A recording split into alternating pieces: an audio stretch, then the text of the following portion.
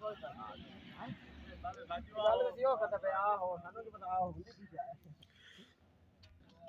वालेकुम दोस्तों, क्या हाल चाल है? ठीक ठाक हो? फिर तो तबीयत से तो ठीक है दोस्तों।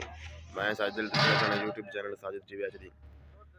शादी प्रोग्राम, सर्दी के दिन, कोविड, मौसम बड़ा खराब, धुंध चेक करो जिस तरह रात पै रही है।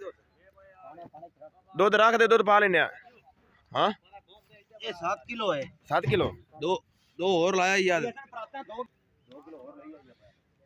ये कितना कितना लेना? कट्टा एंड बीफ, जर्दा जर्दा जर्दा जर्दा नजर गोंदल साहब।